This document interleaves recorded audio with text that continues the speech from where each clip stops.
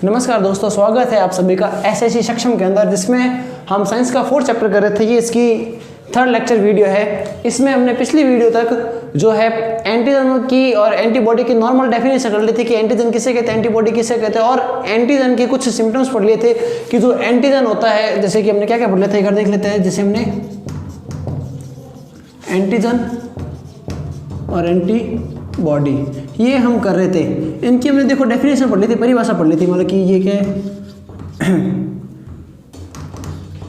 प्रतिजन और प्रतिरक्षी, इनकी हमने परिभाषा पढ़ ली थी कि बाहर से आने वाले ऐसे रोगाणु, कीटाणु, जीवाणु, विषाणु जो भी है, जो शरीर में आकर भी लिम्फोसाइट कोशिका को एक्टिव करते हैं प्लाज्मा सेल्स को एंटीबॉडी बनाने के लिए।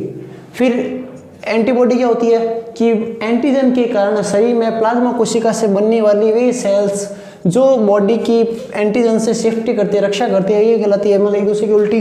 फिर हमने इसके देखो कुछ पॉइंट्स हैं जो डायरेक्ट क्वेश्चन पूछेंगे इसमें। इस लेसन से आपको एक नंबर क्वेश्चन ज़्यादा पूछे जाएंगे, वही क्वेश्चन आएंगे। तो सीधा से याद रखना कि जो एंटीजन उसकी जो वेट होता है वो 6000 डाल्टन होता है।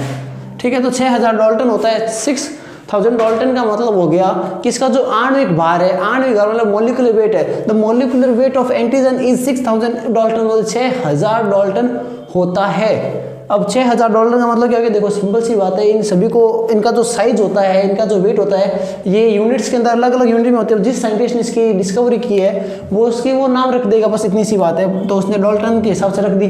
फिर इसके बाद में क्या होता है कि जो एंटीजन होते हैं वो केमिकली क्या हो सकते हैं, प्रोटीन हो सकते हैं, लिपिड हो सकते हैं, ग्लाइकोलिपिड हो सकते हैं, पॉलीसैकेराइड हो सकते हैं, न्यूक्लिक अम्ल, न्यूक्लिक एसिड हो सकते हैं, तो कुछ भी हो सकते हैं। ये हमने इसके अंदर पढ़ लिया था। इनकी केमिकल प्रॉपर्टी क्या हो सकती है, कैसी भी हो सकती है।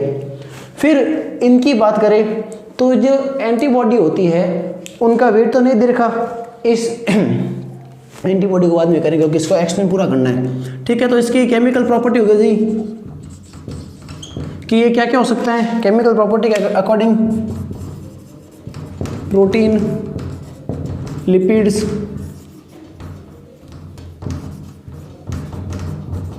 कार्बोहाइड्रेट हो सकते हैं, न्यूक्लिक एसिड हो सकते हैं, तो ये कुछ भी हो सकते हैं। इसके बाद में देखो एक दोनों में पॉइंट आता है, वो अभी यहीं से सीख लेते हैं, फिर हम क्या करेंगे एंटीबॉडी को शुरू करते हैं। ठीक है, तो यहाँ पर एक वर्ड आता है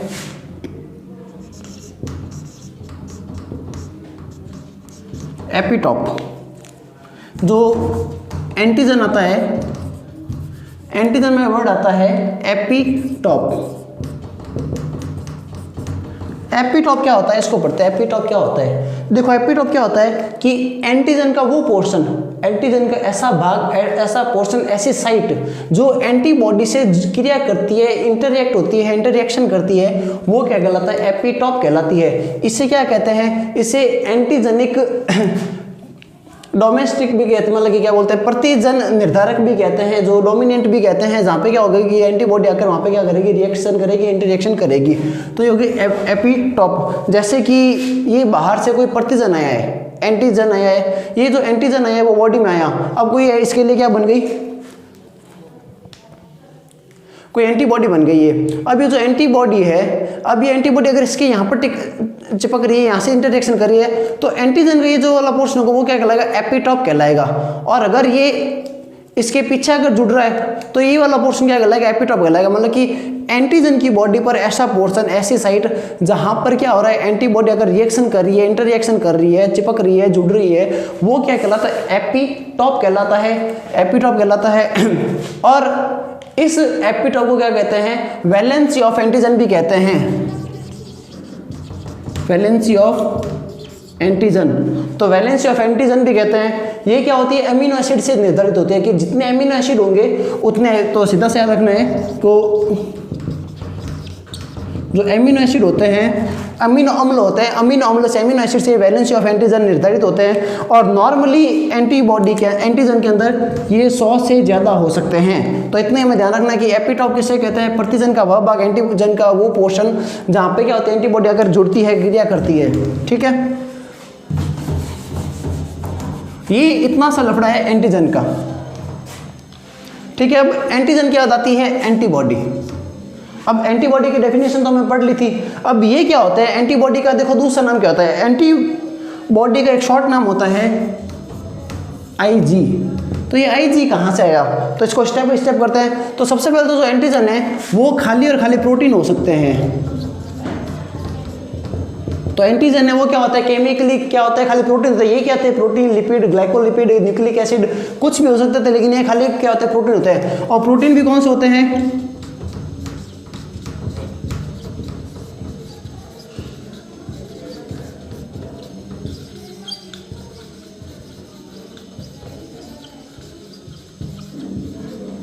गामा ग्लोबुलिन प्रोटीन होते हैं ये।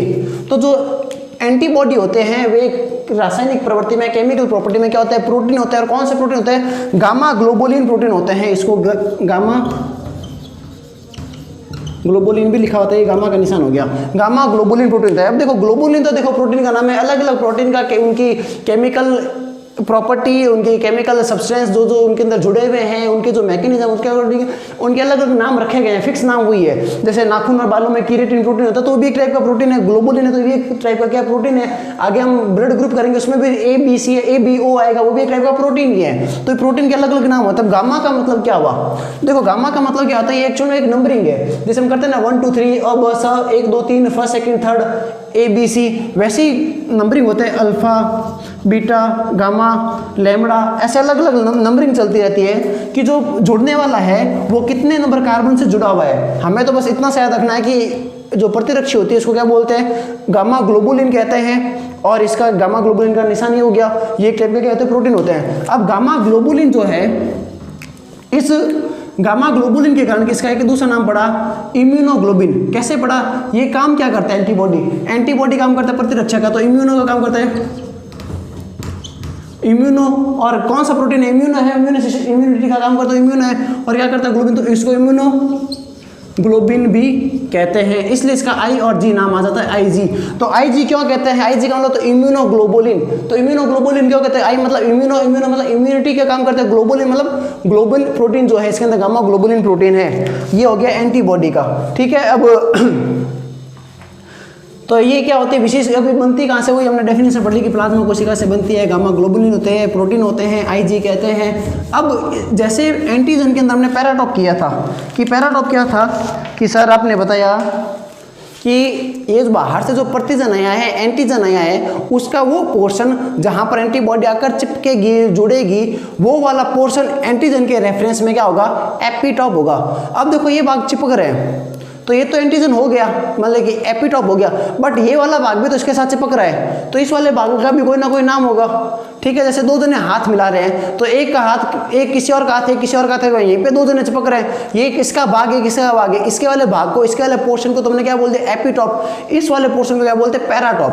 तो इसके लिए क्या वर्ड आता है, पैराटॉप। पैराटॉप क्या होता है भाई, एंटीबॉडी का वो पोर्शन, एंटीबॉडी की वो साइट जहां पर एंटीजन रिएक्शन करता है, एंटीजन आकर जुड़ता है या एंटीजन से चिपकता है, ठीक है। तो दो याद रखना, एपिटॉप और पैराटॉप दोनों एक ही जगह पर है, दोनों एक ही चीज है। ये यहाँ पर चिपक रहा है, तो एपिटॉप भी यहाँ पर है, पैराटॉप भी यहाँ पर, बट ये वाला एपिटॉप है, ये वाला क्या है, पैराटॉप है। मतलब एपिटॉप और पैराटॉप साथ साथ में होता है। एंटीजन के लिए रेफरेंस में एपिटॉप आएगा और पैराटॉप किसके लिए रेफरेंस में आएगा, एंटीबॉडी के रेफरेंस में आएगा। ये हो गई एंटीबॉडी और एंटीजन की नॉर्मल से डेफिनेशंस, उसका एक्सप्लेन जितना भी है। आगे बस एंटीबॉडी की डेफिनेशन क्या बोलते हैं, मैकेनिज्म आएगी। अब हम क्या करते हैं कि जो एंटीजन है वो किस टाइप से क्रिया करता है, मतलब कि CMI, सेल मेड इम्यूनिटी, या फिर AG AB रिएक्शन, मतलब कि एंटीजन एंटीबॉडी रिएक्शन कैसे करते हैं, एंटीजन एंटीबॉडी कैसे रिएक्ट करते हैं, मतलब मार काट कैसे करते हैं, लड़ी कैसे करते हैं। अब देखो हमारे बॉडी के अंदर जो सेल्स है ना, वो हमसे ज़्यादा स्मार्ट है, हमसे ज़्यादा उनके अंदर दिमाग होता है, दिमाग मतलब हमसे ज़्यादा वो पीसफुली काम करती है, सीक्वेंस में काम करते हैं, ठीक है, पंचुअलिटी में काम करती है। जो काम जिसका वो काम वही करेगी। ऐसा नहीं कि मेरा काम मैं करूँ, मेरा काम मेरी बहन करिए, मेरी बहन का काम कोई और करे, ऐसा नहीं होगा। ये काम जिसका है ना वो ही करेगा, ठीक है। अगर किसी का काम जैसे यहाँ तक है, इस किसी का काम यहाँ तक आना है तो वो यहाँ तक आकर रुक जाएगा, वो आगे नहीं पहुँचेगा। ये हमारी बॉडी का फंक्शन होता है, जो काम जिसका खाली वही करेगा। अब आगे वाला काम नहीं कर तो इसको फर्क नहीं पड़ेगा, वो जाने उसका काम जाने। ठीक है, तो कैसे करते हैं, तो खुद 4 स्टेप में होती है। जैसे हमारी बॉडी के अंदर बाहर से क्या आ गया, कोई एंटीजन आ गया, बाहर से कोई एंटीजन आ गया, अब एंटीबॉडी बनेगी और इसको मारने के लिए आएगी। अब ऐसा नहीं है जैसे हमारे मोहल्ले में लड़ी हो रही है, हमारे मोहल्ले में बाहर लड़ी हो रही है, हमने खिड़की से देखा कि लड़ी हो रही है, अपने वाला है दूर वाला है, हम सीधे जाकर लड़ी करना शुरू कर दिया, लड़ी के मजे लेने शुरू कर दिया, वीडियो बनाने शुरू कर दिए सोशल साइट के लिए। ये ऐसे नहीं करते हैं। ये क्या करते हैं, बाहर से जैसे पैथोजन आते हैं तो ये फर्स्ट स्टेप में तो क्या करते हैं, फाइंड आउट करते हैं, मतलब डिफरेंस करते हैं, difference in between self and outer pathogens antigens. मतलब ये आउटर और जो सेल्फ है, आउटर और जो सेल्फ है उन एंटीजन के अंदर क्या करते हैं, डिफरेंस करते हैं। तो पहले स्टेप में क्या करते हैं, ये आउटर एंटीजन और खुद का जो सेल्फ एंटीजन है उनके बीच में क्या करेंगे, डिफरेंस करेंगे। पहला काम इतना ही है, इसने फाइंड आउट कर लिया, मतलब कि मोहल्ले में लड़ी हो रही है, एक समझदार बंदे ने देख लिया कि बाहर लड़ी हो रही है, इस लड़ाई के अंदर खुद के मोहल्ले वाले कौन है, बाहर वाले कौन है, ये इसने देख लिया। अभी तक जाएगा नहीं, इंसान तो क्या होता है सीधा भाग जाता है, ये भागेगा नहीं। सेकेंड स्टेप में क्या होगा कि इसने पहचान कर ली कि कौन सा है, अब इसको पता चल गया कि बाहर वाला कौन सा है, तो ये ऐसा नहीं कि मारने के लिए चला जाएगा, ये थोड़ा समझदारी से काम लेगा। या क्या सोचेगा कि जो बाहर से आया हुआ है उसको हम कैसे मार सकते हैं, उसके घर वालों को बुलाए, अपने घर वालों को बुलाए, उसके भाई या दोस्तों को समझाए, या अपने भाई या दोस्तों को बुलाए, तो ये उसके लिए क्या करता है, रणनीति बनाता है। ठीक है, तो सेकंड स्टेप में क्या करता है, जो बी लिम्फोसाइट है उस बी लिम्फोसाइट को प्रिपेयर करता है, बी लिम्फोसाइट को संदेश देता है, उन कोशिकाओं को कहता है कि आप आओ और प्लाज्मा फॉर्मेशन करो। तो बी लिम्फोसाइट को क्या करता है, प्लाज्मा फॉर्मेशन का काम कहता है कि जाओ आप क्या करो, प्लाज्मा बनो। तो सेकंड स्टेप में बी लिम्फोसाइट को कहता है किसके अकॉर्डिंग, एंटीजन के अकॉर्डिंग। इस एंटीजन को जो बी लिम्फोसाइट संभाल सकती है ये उसके अकॉर्डिंग क्या करता है, बी लिम्फोसाइट को कहता है कि तुम इस प्रकार की प्लाज्मा बनाओ, छोटी बड़ी मोटी जो भी है। ठीक है, थर्ड स्टेप में क्या होगा, थर्ड स्टेप में ये भी नहीं कि जैसे बंदे ने अपने भाई को बोल दिया कि भाई वहाँ पर लड़ी होगी, भाई आ गया जोश के अंदर सीधा मारने के लिए, ऐसा नहीं होगा। भाई भी थोड़ा सा सोचेगा कि बाहर जो है वो खाली हाथ है, उसके पास कोई हथियार है, तो ये प्लाज्मा क्या करेगा, एंटीबॉडी बनाएगा, खुद नहीं जाएगा लड़ने के लिए। तो ये जो प्लाज्मा है वो फोर्थ स्टेप में क्या करेगा, एंटीबॉडी का फॉर्मेशन करेगा अकॉर्डिंग टू एंटीजन, एंटीजन के अकॉर्डिंग ये एंटीबॉडी का फॉर्मेशन करेगा।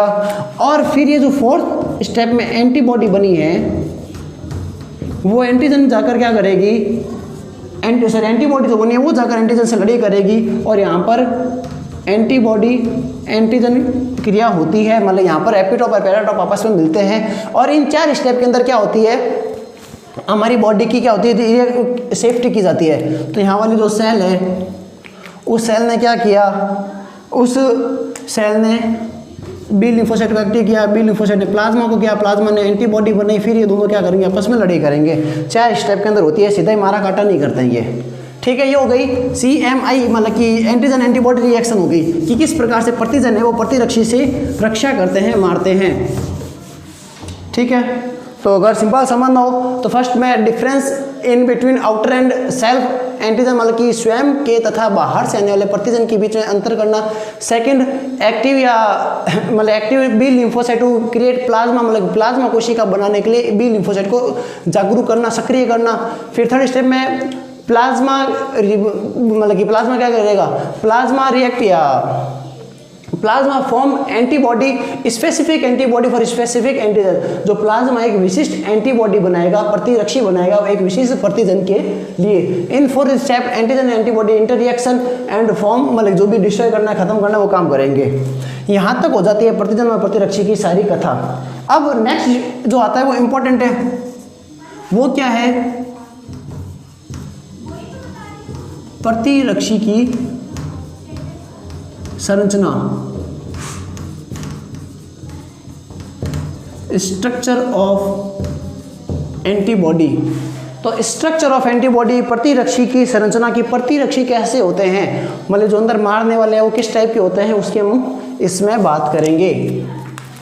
तो देखो बहुत सी आसान है। हम पहले खाली हमें 4 लाइनें याद करनी है, हमें पूरा याद हो जाएगा। 4 लाइनें याद करनी है, फिर हम बुक वाली थ्योरी पढ़ लेना, कॉपी वाली थ्योरी पढ़ लेना, नोट्स पढ़ लेना। 4 लाइनें ध्यान रखनी है। तो देखो पहली लाइन तो क्या है कि जो एंटीबॉडी होती है वो वाई शेप की होती है। क्या होती है? वाई शेप की होती है। डायग्राम उधर बना लेंगे, यहाँ पर लाइनें लिखते हैं कि एंटीबॉडी क्या होती है? वाई शेप की होती है। कि प्रतिरक्षी की आकृति वाई शेप की होती है, अंग्रेजी के वाई अक्षर की तरह होती है, वाई शेप की होती है। First step. सेकंड में क्या होगा कि ये जो वाई शेप होती है उसके अंदर 2 टाइप की चेन होती है। मान लो कि 2 चेन होती है, 2 चेन होती है, 2 श्रृंखलाएं होती है। कौन कौन सी श्रृंखलाएं होती है? 2। एक होती है एच, एक होती है एल। एच और एल का मतलब क्या हुआ तो समझ लेते हैं यहाँ पर कि एक चेन जो होती है वो होती है हैवी एंड लॉन्ग, और एक होती है लाइट एंड शॉर्ट। हैवी वाली को एच चेन कहते हैं, एच श्रृंखला कहते हैं, और लाइट वाली को एल श्रृंखला कहते हैं। हैवी वाली होती है 440 एमिनो एसिड की, और जो लाइट वाली होती है इसकी आधी होती है 220 एमिनो एसिड की। इतनी ही बात है भाई। थर्ड स्टेप में क्या होगा कि जो दोनों चेन है एच और एल, ये आपस में क्या होती है? Disulphide bond. किससे? डाई सल्फाइड, मतलब कि द्विसल्फर बंध, डाई सल्फाइड बॉन्ड से, द्विसल्फर बंध से जुड़ी रहती है। ठीक है, एच और एल आपस में डाई सल्फाइड मतलब बीच में 2 एसएस होंगे, उससे जुड़ी रहती है। और क्या बनाती है जुड़कर? डाइमर HL बनाती है। डाइमर HL का मतलब क्या होगा? देखो डाई का बाइमर भी बोल सकते, डाइमर बोल सकते हो। डाई का मतलब होता है 2, और एम नियर का मतलब होता है श्रृंखला, द चेन। जैसे आपने पिछली क्लास में पॉलीमर पढ़ा होगा, पॉली का मतलब बहुत सारे, मर का मतलब कहते हैं 1 यूनिट को कहता है, तो डाइमर का मतलब 2 यूनिट। तो इसमें H और L की देखो 2 H की है, 2 श्रृंखला होती है H और L की, इसमें भी 2 H होती है, 2 L होती है। तो एक H और एक L मिलकर HL, फिर सेकंड H और L मिलकर सेकंड HL बनाते हुए दोनों मिलकर डाई मतलब कि 2 श्रृंखला बनाती है। डायग्राम करेंगे अभी। फोर्थ क्या होता है कि जो एंटीबॉडी होती है उसमें क्या होती है? 2 साइड होती है, 2 सिरे होते हैं। तो 2 सिरे कौन से होते हैं? एक होता है FAB और एक होता है FC। FAB and FC। FAB को क्या कहते हैं? FAB जो होता है वो होता है अस्थिर भाग। अस्थिर का मतलब वेरिएबल होता है, ये वेरिएबल होता रहता है, चेंज होता रहता है। और जो FC होता है वो क्या होता है? स्थिर भाग होता है। ठीक है, FAB अस्थिर भाग और FC क्या होता है? स्थिर भाग होता है। तो ये होती है इसके अंदर 2 साइड। जो अस्थिर भाग होता है उसके ऊपर अमोनिया NH2 पाया जाता है, और स्थिर भाग पर COOH एसिड पाया जाता है। ठीक है, ये इसकी किसकी संरचना है? प्रतिरक्षी की। डायग्राम से देखते हैं। तो डायग्राम से अगर बात करें तो ये क्या होती है? वाई शेप की होती है। ठीक है, वाई शेप के अंदर क्या होती है? यहाँ पर 4 श्रृंखलाएं होती है। देखो 4 कौन कौन सी हो गई? 1, 2, 3 एंड 4। अब ये जो 1 और 4 है, ये जो 1 और 4 है ये क्या है? लाइट है, छोटी है, इतनी तो है। तो ये क्या होती है? लाइट होती है, इसको बोलते हैं L। ये भी क्या है? L। और जो बीच वाली 2 है, ये और ये क्या होती है? H। तो 2 L है, 2 H है। L वाली क्या होती है? 220 अमीनो एसिड, और ये क्या होती है? 440 एमिनो एसिड। इसके अलावा ये जो एंटीबॉडी होती है वो आपस में किससे जुड़ी रहती है? डाई सल्फाइड बॉन्ड, मतलब कि SS जगह जगह पर क्या होगा? SS दिखाई देगा आपको, डायग्राम बुक के अंदर दिखाई दे रहा है। तो ये SS से जुड़ी रहती है। अब ये जो है, ये का मतलब ये इतनी, ये है HL, ये है HL, HL HL, और ये दोनों HL मिलकर क्या बनाते हैं? Dimer HL। इस प्रकार से एंटीबॉडी बनती है। अब हमने बात करी है कि इसके 2 सिरे होते हैं। एक तो क्या होता है? स्थिर कांस्टेंट होता है, एक क्या होता है? वेरिएबल होता है। तो कांस्टेंट वाला जो है वो नीचे वाला होता है, ये जो पार्ट है ये होता है कांस्टेंट, COOH। ठीक है, और जो वेरिएबल है वो क्या होता है? ऊपर वाला पार्ट होता है, इधर वाला NH2 सेम इधर NH2 और NH2। इस प्रकार से ये एंटीबॉडी की स्ट्रक्चर हो जाती है। तो क्या क्या 4 बातें याद रखनी, वाई शेप, 2 श्रृंखला H और L, 2H 2L, HL मिलकर डाइमर बनाते हैं, सल्फाइड बॉन्ड से जुड़े हुए रहते हैं, दोनों के अंदर साइट होती है FAB और FC, ये इसकी स्ट्रक्चर। बाकी थोड़ी बहुत और बातें हम इसके नेक्स्ट वीडियो में देख लेंगे, थोड़ा और एक्सप्लेन, इसका एक्सप्लेन इतना ही है, क्वेश्चन यहीं से आना है कि HL डाइमर के अंदर जो एमिनो एसिड होते हैं उनकी क्वांटिटी कितनी होती है, एंटीबॉडी की शेप कैसी होती है, FAB क्या काम करता है, COOH कौन सी साइट पर पाया जाता है, एक एक नंबर के क्वेश्चन ही आएंगे, या HL डाइमर कौन से बॉन्ड से जुड़ा रहता है। तो इस लेसन में से 1 मार्क्स के क्वेश्चन आने हैं, या इसकी स्ट्रक्चर पूछ सकते हैं आपको। ठीक है, तो यहाँ तक हो गया इस वीडियो के अंदर, बाकी हम करते हैं नेक्स्ट पार्ट नेक्स्ट वीडियो में।